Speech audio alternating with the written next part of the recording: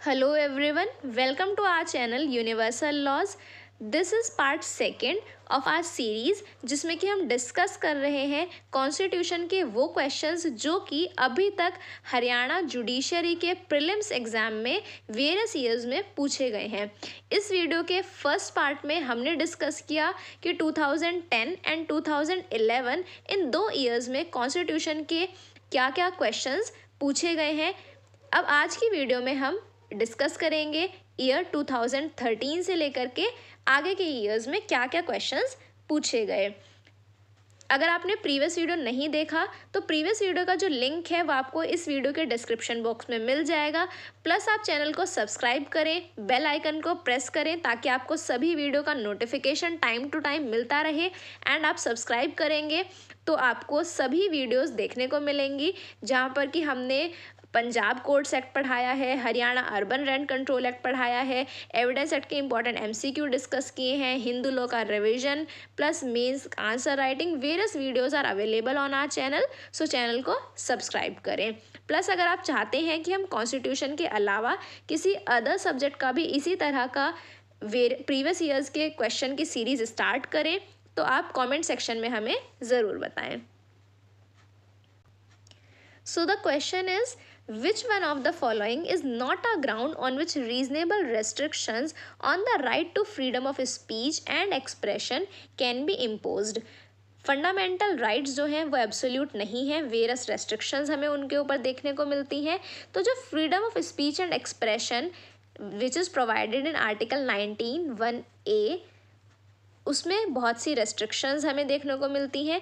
तो उन सभी रेस्ट्रिक्शंस में से कौन सा ऐसा ग्राउंड नहीं है जो कि वहाँ पर मेंशन हो? तो that is security of state, क्या ग्राउंड नहीं है, या पब्लिक ऑर्डर, मोरालिटी, या फिर पब्लिक पॉलिसी। तो आपको याद होना चाहिए कि वो कौन से ग्राउंड्स हैं जिसके बेसिस पे freedom of speech and expression को रेस्ट्रिक्ट किया जा सकता है। एंड जो ग्राउंड्स हैं वो आर्टिकल 19 के क्लॉज 2 में बताए गए हैं और वहाँ पर पब्लिक पॉलिसी जो है वो मैंशनड नहीं है। आपसे नॉट पूछा गया है कि not a ground, so the correct answer is option D. And मैं आपको सजेस्ट करूंगी कि जब मैं क्वेश्चन को पढ़ लेती हूँ तो उसके बाद आप वीडियो को पॉज करें एंड आप सोचें कि करेक्ट आंसर आपके अकॉर्डिंग क्या होगा और फिर चेक करें कि क्या आपने सही आंसर सोचा या नहीं। Next question is, which of the following is included in the definition of law as provided in article 13? Article 13 में जो लॉ की डेफिनेशन हम पढ़ते हैं वहाँ पर क्या क्या चीज़ें लॉ के अंदर इंक्लूडेड हैं? Bylaws, customs, usage having the force of law, या ऑल ऑफ दीज? क्या ये सभी चीज़ें वहाँ पर मैंशनड हैं? सो the correct answer is all of these, option D. Next question, which of the following is a ground which is not mentioned in both article 15 and 16 on which the state cannot discriminate? देखिए जो not वाले questions होते हैं बहुत ही ध्यान से पढ़ा कीजिए क्योंकि नॉट और वहीं से सारा जो है वो खेल हो जाता है पूरा। ठीक है, तो आपको बताना है कि इन सभी ग्राउंड्स में से वो कौन सा ग्राउंड है जो कि आर्टिकल 15 और 16 दोनों में मेंशन नहीं है, मतलब जो कि कॉमन ग्राउंड नहीं है। So whether it is race, caste, residence or place of birth. Correct answer of this question is option number C, that is residence. Residence एक ऐसा ग्राउंड है जो कि दोनों आर्टिकल्स के अंदर नहीं है। अब आपको याद होना चाहिए आर्टिकल 15 में कौन से ग्राउंड्स हैं और आर्टिकल 16 में कौन से ग्राउंड्स मेंशन्ड हैं। अगर आपको याद है तो कमेंट सेक्शन में ज़रूर लिखें। अगर अभी आप वीडियो को पॉज करके लिखेंगे तो आपको हमेशा फिर याद रहेगा कि अच्छा आपने क्या क्या ग्राउंड्स याद थे आपको। Next is practising untouchability is, अगर आप अनटचेबिलिटी को प्रैक्टिस करते हैं, अनटचेबिलिटी करते हैं किसी के साथ तो वो क्या होगा? Whether it is a violation of a constitutional right, a criminal offence, और बोथ, और violation of only a legal right. देखिए अनटचेबिलिटी के बारे में हम पढ़ते हैं अंडर आर्टिकल 17 जहाँ पर कि अनटचेबिलिटी को अबॉलिश किया गया है। So the correct answer of this question is option number C that it is a violation of constitutional right. आपने अगर अनटचेबिलिटी किया किसी के साथ तो आपने उस बंदे का आर्टिकल 17 वायलेट किया, प्लस आपने एक ऑफेंस भी करा, बिकॉज अनटचेबिलिटी को ऑफेंस भी डिक्लेयर किया गया है। So the option is C, that is both. Next is petition to the Supreme Court under article 32 or subject to the rules of res judicata.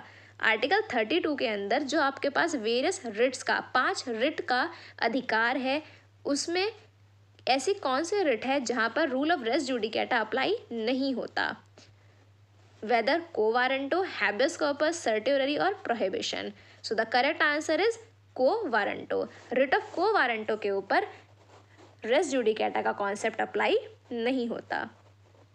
Next question, which one of the following is a ground on which the state can impose reasonable restrictions. अब देखिए यहाँ पर लिखा is a ground, पहले question में क्या था, not a ground. तो इस तरह से आपको ध्यान से क्वेश्चन को पढ़ना होगा कि ऐसा क्या है जो कि एक ग्राउंड है जिसके बेसिस पे रीजनेबल रेस्ट्रिक्शंस लगाई जा सकती हैं on the right to move freely throughout the territory of India. That is your freedom of movement, जो कि आर्टिकल 19(1)(d) में दिया गया है।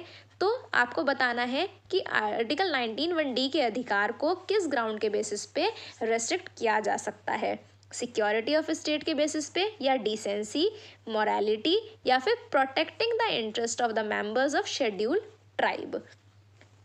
So the correct answer is option D, that is protecting the interest of scheduled tribe.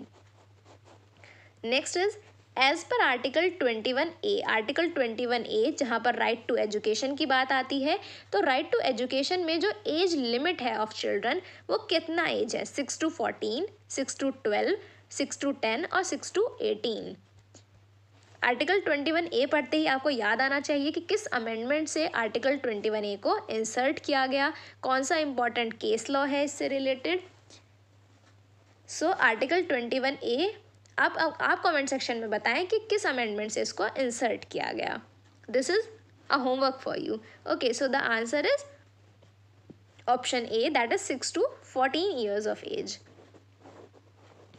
Next question, article 53 के according the state shall take steps to, state steps लेगी to क्या करने के लिए, to separate the judiciary from executive. This must be article 50। ठीक है, article 50 के according state जो है वो स्टेप्स लेगी to separate the judiciary from executive, to separate the functioning of judiciary from executive, to separate the powers of judiciary and executive, या powers of judiciary and legislature. Article 50 जहाँ पर हम DPSC पढ़ते हैं वहाँ पर बताया गया है कि स्टेट जो है वो स्टेप्स लेगी to separate the judiciary from executive. So the option is A, that correct answer is option A. Next, what is the minimum age to become president of India? President of India के लिए minimum age requirement क्या है? Correct answer is option A, that is 35 years of age.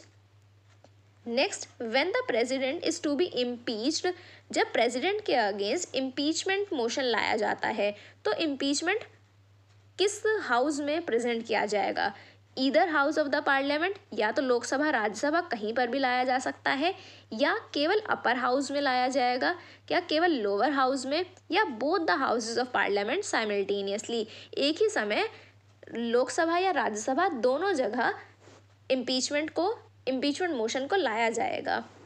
So the correct answer is either house of parliament, Lok Sabha या राज्यसभा कहीं भी impeachment का process शुरू किया जा सकता है। Next is the word socialist and secular. Preamble में अमेंडमेंट हुआ जिसके बाद socialist and secular words insert किए गए। बहुत ही ईजी क्वेश्चन है, बहुत रिपीटेडली पूछा जाता है वेरियस एग्जाम्स में, and the correct answer is 42nd amendment. Indian constitution का जो प्रियम्बल है उसे एक ही बार अमेंड किया गया बाय 42nd अमेंडमेंट ऑफ 1976, जिससे ये दोनों वर्ड्स इंसर्ट किए गए। Next, as far as the armed forces are concerned, the fundamental rights granted under Article 14 and 19, Article 14 और 19 में जो fundamental rights हमें दिए गए हैं, लेकिन आर्म्ड फोर्सेस के रिस्पेक्ट में क्या वो fundamental rights not available at all, उन्हें अवेलेबल ही नहीं है, या फिर जो आर्म्ड फोर्सेस के सदस्य हैं उन्हें अवेलेबल है बट अदर फोर्सेस जो है उन्हें अवेलेबल नहीं है, या available only at the discretion of the chief of army staff. Chief of army staff चाहें तो आर्म फोर्सेस के सदस्यों को आर्टिकल 1419 मिल सकते हैं वरना नहीं, या available only according to the law made by Parliament. So the correct answer is option D. In respect of the members of armed forces fundamental rights उन्हें तभी मिलेंगे जहां पर कि पार्लियामेंट के द्वारा इस तरह से लॉ बनाया गया हो। Next is the following are not included in the right to personal liberty. इन सभी में से क्या है ऐसा जो कि राइट टू पर्सनल लिबर्टी का पार्ट नहीं है? Right to personal liberty under which article? Under article 21। तो आपको बताना है क्या आर्टिकल 21 के अंदर नहीं आता। Right to go abroad, right to human dignity, right of the under trial prisoners not to be detained for unreasonably long period, या फिर right not to be detained beyond 24 hours in police custody. इन सभी में से ऐसा क्या है जो कि आर्टिकल 21 का पार्ट नहीं है? So the correct answer is option D, that is right not to be detained beyond 24 hours, because ये जो है ये बताया गया है अंडर आर्टिकल 22। आर्टिकल 22 से ये राइट डिराइव होता है, ना कि आर्टिकल 21 में। Next is during the proclamation of emergency. जब इमरजेंसी लगाई जाती है the duration of the House of people, तो उस समय जो लोकसभा है, लोकसभा का जो ड्यूरेशन है may be extended by parliament for a period not exceeding, तो उसे एक्सीड किया जा सकता है। कितने टाइम के लिए? 1 साल के लिए, 6 महीने के लिए, 9 महीने के लिए, या फिर 18 मंथ्स के लिए। Correct answer is option number A, that is 1 year. जब इमरजेंसी इम्पोज होती है तो उस समय जो लोकसभा है उसका जो टोटल टाइम पीरियड है उसे 1 साल तक एक्सटेंड किया जा सकता है।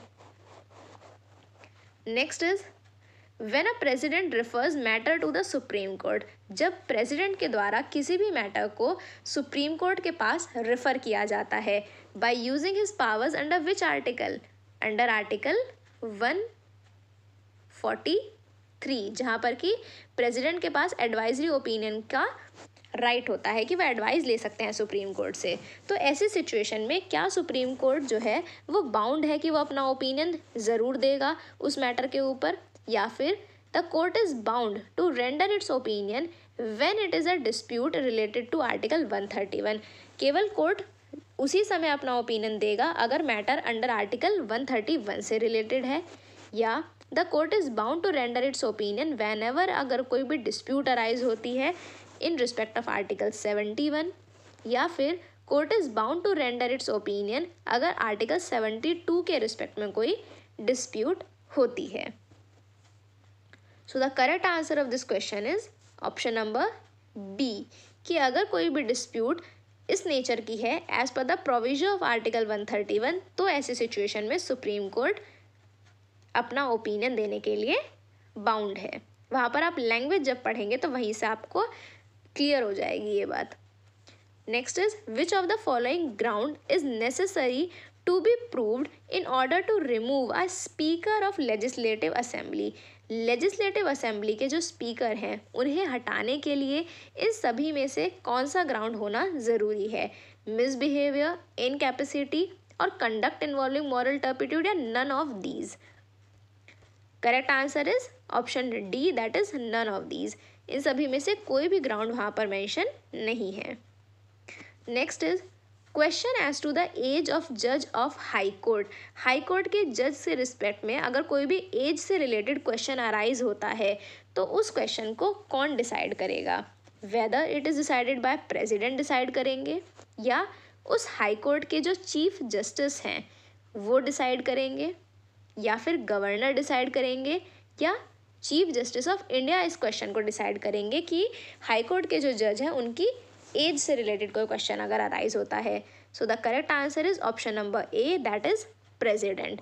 इस तरह का कोई भी क्वेश्चन प्रेसिडेंट के द्वारा डिसाइड किया जाएगा।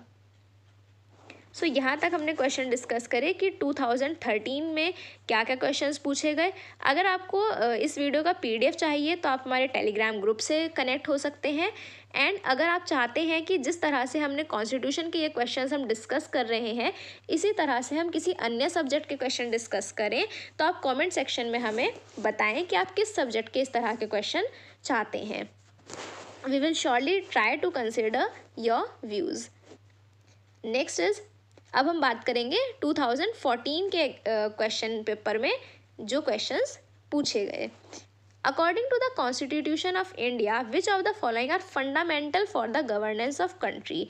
इंडियन कॉन्स्टिट्यूशन के हिसाब से ऐसी वो क्या चीज़ है, क्या वो फंडामेंटल राइट्स हैं या फंडामेंटल ड्यूटीज़ या फिर डायरेक्टिव प्रिंसिपल्स या फिर fundamental rights and fundamental duties both. ऐसा क्या है इनमें से जो कि फंडामेंटल है for the governance of country, country की गवर्नेंस के लिए। Correct answer is option C, that is directive principles. Directive principles के बारे में ये बात लिखी हुई भी है वहाँ पर कि fundamental in the governance of country की जो डायरेक्टिव प्रिंसिपल्स हैं वो कंट्री के गवर्नेंस में ज़रूरी हैं, एक इम्पॉर्टेंट रोल प्ले करते हैं। Which of the following schedules of the Indian Constitution contain anti-defection law? Anti-defection law के बारे में हमें किस शेड्यूल में पढ़ने को मिलता है? Second schedule, fifth schedule, eighth schedule और 10th schedule. So the correct answer is 10th schedule. 10th schedule आपका जो कि 52nd अमेंडमेंट से आया। देखिए इस तरह से जब भी आप कोई क्वेश्चन पढ़ें तो उससे रिलेटेड कुछ अमेंडमेंट है या कुछ भी ऐसा कोई इंपॉर्टेंट केस लॉ है तो उसे साथ के साथ रिवाइज करते चलें। Next question is the power of Supreme Court of India to decide dispute between center and state. Centre और स्टेट गवर्नमेंट के बीच में कोई डिस्प्यूट अगर अराइज होती है तो उस डिस्प्यूट को डिसाइड करने का जो सुप्रीम कोर्ट का पावर है वो है under advisory jurisdiction, appellate jurisdiction, original jurisdiction या फिर writ jurisdiction. So the correct answer of this question is under original jurisdiction under article 131. Next is, who is the chief law officer of India? सबसे important जो highest law officer हैं वो कौन होते हैं? Advocate general हैं या उन्हें अटॉर्नी जनरल कहा जाता है या सॉलिसिटर जनरल कहा जाता है या फिर जो लॉ सेक्रेटरी हैं of the department of legal affairs उन्हें चीफ लॉ ऑफिसर माना जाता है। Correct answer is option number B, that is Attorney General of India is the correct answer of this question. So ये थे वो questions जो कि year 2013 में पूछे गए, 2014 में पूछे गए। Next we come to year 2017. So the question is, which article of Indian Constitution provides constitutional safeguard to the civil servant? इन सभी आर्टिकल्स में से वो कौन सा आर्टिकल है जिसमें कि कॉन्स्टिट्यूशनल सेफगार्ड्स दिए गए हैं सिविल सर्वेंट्स को? आर्टिकल 309, 10, 11, 12 और none of these. So the correct answer of this question is article 311. That is option number C is the correct answer. Next is, which kind of jurisdiction has been conferred under article 143? article 143 के according किस तरह का jurisdiction की बात की गई है? Appellate, writ, original, supervisory या नन ऑफ दीज। इस सभी में से वो कौन सा jurisdiction है जो कि आर्टिकल 143 में मैंशनड है? Correct answer is option number E, that is none of these, because article 143 बात करता है अबाउट द एडवाइजरी जुरिसडिक्शन कि कब प्रेसिडेंट जो हैं उनके पास ये पावर होती है कि वो सुप्रीम कोर्ट से एडवाइस ले सकते हैं on any particular question. So that is under article 143. So the correct answer is option number E. Next is, how many fundamental duties, कितनी फंडामेंटल ड्यूटीज़ बताई गई हैं आर्टिकल 51A के अंदर? आर्टिकल 51A जो कि पार्ट 4A के अंदर है, जो कि इंसर्ट किया गया by an amendment. Which amendment? 42nd amendment. वहाँ पर कितनी फंडामेंटल ड्यूटीज़ बताई गई हैं? वेदर 10, 12, 13, 8 और none of these? Correct answer is option number E, that is none of these, because वहाँ पर टोटल 11 ड्यूटीज़ हैं। ओरिजिनली 10 ड्यूटीज़ थी, लास्ट में फिर एक नई ड्यूटी को इंसर्ट किया गया। कमेंट सेक्शन में आप बताएं कि जो 11th ड्यूटी है उसको कब इंसर्ट किया गया। देखिए, इस तरह से जब आप कमेंट सेक्शन में रिप्लाई करेंगे या फिर क्वेश्चन के साथ साथ चीज़ों को रिवाइज करते चलेंगे तो यहाँ पर दो चीज़ें हो रही हैं। एक तो आप प्रीवियस ईयर के क्वेश्चंस को सॉल्व कर रहे हैं, जान रहे हैं कि किस तरह के क्वेश्चन पूछे जाते हैं, किस तरह से पेपर सेट होता है, प्लस साथ ही साथ आप रिवाइज भी कर रहे हैं। Okay, so next question is a Pakistani citizen residing in India. एक ऐसा पर्सन जो कि पाकिस्तानी सिटीज़न है लेकिन वो इंडिया में अगर रह रहा है तो उसके पास ऐसा कौन सा फंडामेंटल राइट है जो कि वो अवेल नहीं कर सकता। इसका मतलब देखिए, क्वेश्चन को अब आप डिड्यूस करना सीखें। इस स्टेटमेंट से आप क्या समझे कि क्वेश्चन आपसे ये पूछना चाह रहा है कि ऐसा कौन सा फंडामेंटल राइट है जो कि केवल इंडियन सिटीजन्स के लिए अवेलेबल है, आपको ये बताना है। So whether this is article equality of law, that is article 14 है, या फिर आर्टिकल 21 राइट टू लाइफ और पर्सनल लिबर्टी, या freedom of trade and profession under article 19, और whether it is the freedom of religion article 25 to 28, और none of these, as इनमें से कोई भी ऐसा राइट नहीं है जो कि केवल सिटीजन्स के लिए लिमिटेड हो। आपको अब ये बताना है करेक्ट आंसर क्या होगा। So the correct answer is option C, that is the freedom of trade and profession. Article 19 जो है वो restricted है to the citizens only.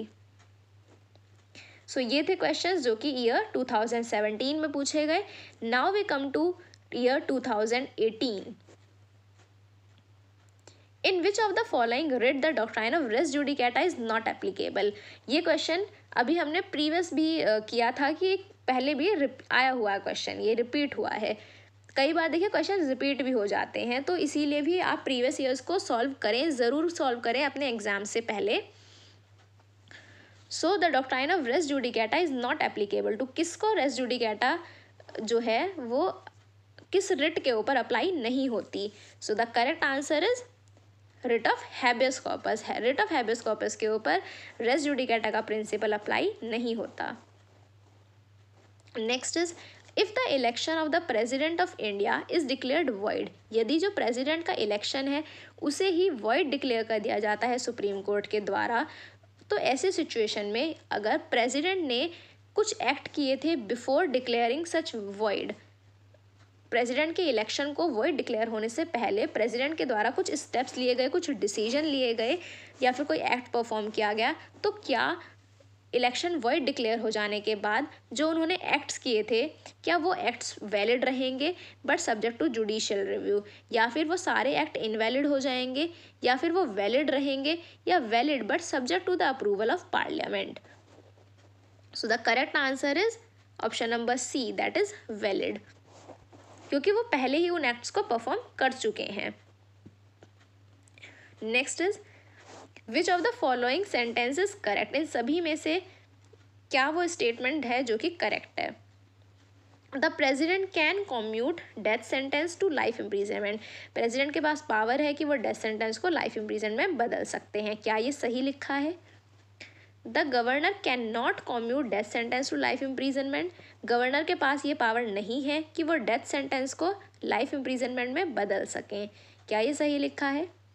Third is the president's power to pardon extend to the punishment और sentence by court martial, president के पास ये भी power है कि वो कोर्ट मार्शल के रिस्पेक्ट में भी पार्डन दे सकते हैं, क्या ये सही लिखा है।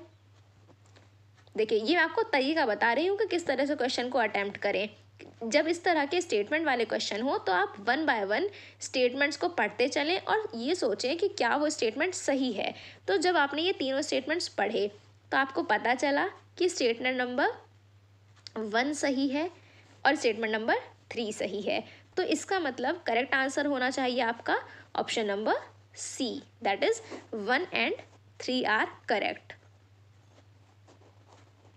This question is regarding article 72। Article 72 में हम पार्डनिंग पावर पढ़ते हैं प्रेसिडेंट की, और आर्टिकल 161 में हम पढ़ते हैं गवर्नर की पार्डनिंग पावर के बारे में।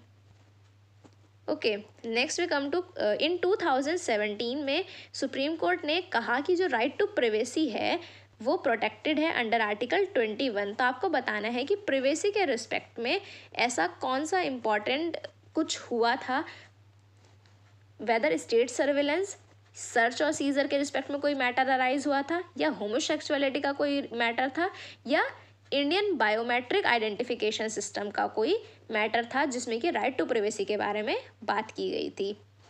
Correct answer is option number D, that is biometric system, जिसमें कि राइट टू प्राइवेसी को प्रोटेक्ट किया गया। Next question, the constitution of India empowers the Supreme Court of India to adjudicate dispute between the centre and states through. Centre और state के बीच में जो डिस्प्यूट अराइज होती हैं वो किस जुरिस्डिक्शन के अंदर आती हैं? Appellate jurisdiction, original jurisdiction, advisory jurisdiction, writ jurisdiction, और none of these. So the correct answer of this question is advisory, sorry, the correct answer of this question is original jurisdiction, that is option number B is the correct answer। कि जो dispute अगर कोई भी centre और state के बीच में arise हुई है तो वो सुप्रीम कोर्ट के ओरिजिनल जुरिस्डिक्शन का पार्ट है under article 131। So the correct answer is option number B is the correct answer। Next, which of the following is not true about attorney general of India. Attorney general of India के बारे में क्या statement सही नहीं है? He is the highest legal officer of union government, क्या ये सही लिखा है? ही has the right of audience in all the courts in India, वो इंडिया की किसी भी कोर्ट में जा कर के एज एन ऑडियंस बैठ सकते हैं, चीज़ों को देख सकते हैं, क्या ये सही लिखा है? ही has the voting rights in the proceedings of parliament, उनके पास वोटिंग अधिकार भी है, क्या ये सही है? His term of office and remuneration is decided by the president। Attorney general of India का जो टाइम ऑफ पीरियड है कि वो ऑफिस में कब तक रहेंगे, उनका रेमुनरेशन, ये सब प्रेसिडेंट के द्वारा डिसाइड होता है। या फिर one of the eligibility criteria for the appointment as attorney general is that कि वो जज ऑफ सुप्रीम कोर्ट के रूप में क्वालिफाइड होने चाहिए। तो वन बाय वन स्टेटमेंट्स को पढ़ें और सोचें कि कौन कौन सी स्टेटमेंट सही लिखी हैं, कौन कौन सी स्टेटमेंट सही नहीं लिखी आपको, क्योंकि ये बताना है कि विच of the following is not true. तो आप फाइंड आउट करें कि क्या क्या ट्रू नहीं है। तो देखिए यहाँ पर option number 3, that is he has the voting right, उनके पास वोटिंग राइट नहीं होता। एंड 4th, दैट इज जो उनका रेमुनरेशन है उसे कह रहे हैं कि प्रेसिडेंट के द्वारा डिसाइड होता है। सो यहाँ पर जो गलत ऑप्शन है that is he has the voting right in Parliament, उनके पास पार्लियामेंट के अंदर वोटिंग राइट नहीं होता। So the correct answer is option B, that is only 3 is wrong. Attorney general के पास अधिकार है कि वो प्रोसीडिंग्स में बैठ सकते हैं, किसी भी कोर्ट को अटेंड कर सकते हैं, लेकिन उनके पास वोटिंग का अधिकार नहीं है पार्लियामेंट के अंदर। Next question is doctrine of legitimate expectation and Wednesbury principles. ये दोनों चीज़ें, ये दोनों कॉन्सेप्ट जो हैं ये किस आर्टिकल का हिस्सा हैं? तो the correct answer of this question is article 14। Next question is reference by the president of India. President of India के द्वारा रेफरेंस दिया गया अंडर आर्टिकल 143 की पावर को यूज़ करते हुए in the case of Keshav Singh case. तो जो ये केशव सिंह केस है ये किस चीज़ से रिलेटेड है ये आपको बताना है। अयोध्या इशू है, दिल्ली लॉ केस है, क्या ये पार्लियामेंट्री प्रिविलेजेस से रिलेटेड है, या जजेस के अपॉइंटमेंट से रिलेटेड कोई केस है? Correct answer is option number C, that it is related to parliamentary privileges. Next is the voting age for elections to the House of People. जो voting age है उसे लोअर किया गया 21 years से 18 years. वो किस amendment से किया गया? 61st amendment, 7th amendment, 44th amendment, या none of these? Correct answer of this question is option A that is 61st amendment से ये चीज़ की गई कि जो एज ऑफ वोटिंग है उसको 21 ईयर्स से कम करके 18 ईयर्स किया गया।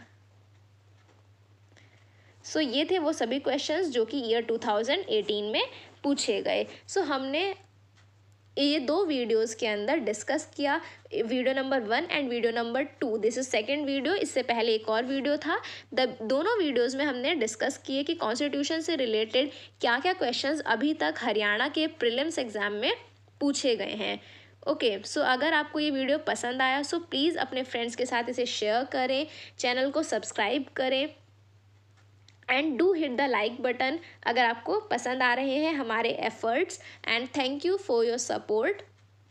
Stay tuned with our channel for more such videos.